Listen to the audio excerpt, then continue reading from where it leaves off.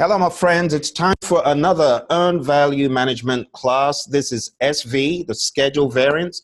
And if you remember from our last class, we looked at schedule performance index. So today we are looking at the schedule variance.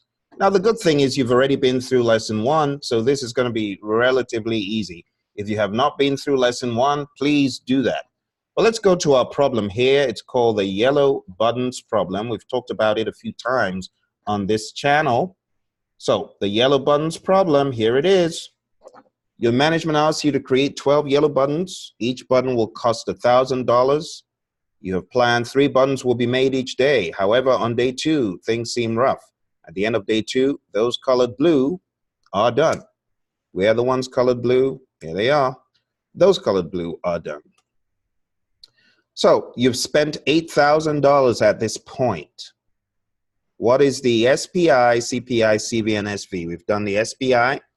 Now we're going to do the SV. So if you take a look at the problem again, what you notice is that we have 1, 2, 3, 4, and 5 that are done.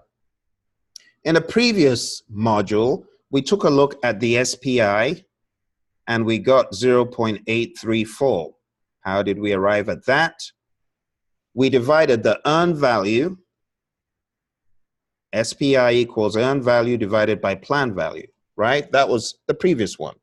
But this time we're taking a look at another metric that uses the exact same numbers, but it's the schedule variance. And schedule variance is earned value minus planned value. We already know that the earned value from this project, remember we got 1, 2, 3, 4, and 5 completed, right? So the schedule variance is $5K in dollars minus planned value, which is $6K in dollars at the end of day 2. If you miss at the end of day 2, you will get the problem wrong. So you need to look at this as at the end of day 2, and that helps you know the budgeted cost of work scheduled. In other words, your planned value. If you cannot find the budgeted cost of work scheduled on a problem, it is a problem because you'll get the answer wrong, okay? So with that in mind, the schedule variance is equal to minus $1,000 or 1K. And that is how we get the schedule variance of minus 1,000. You got to keep your eye on the problem that says at the end of day 2. If I had said at the end of day 3, that means my planned value would be what? Can you answer that? Your planned value would be 9,000. So planned value is key in answering a lot of these questions. If you cannot determine what the planned value should be, in other words, the budgeted cost of work scheduled, what it should be, you will get the answer little bit off or majorly off, depending on how big planned value is incrementally. So you definitely need to understand this concept.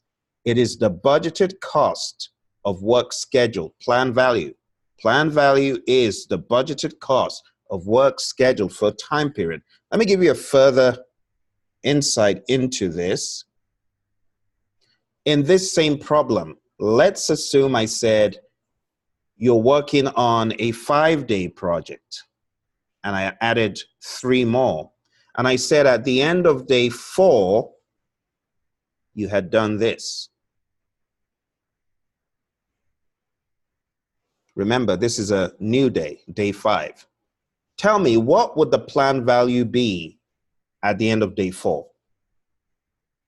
If you guessed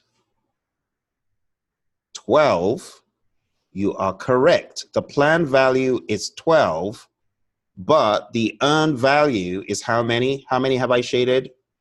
1, 2, 3, 4, 5. New problem, 5. Planned value is 12, earned value is 5. You should be able to dominate this kind of question once you know the planned value, all right? And that concludes our review of the schedule variance formula, the one behind me. So far, we've talked about SPI and SV. Next, we'll be talking about CPI and CV. See you in the next modules.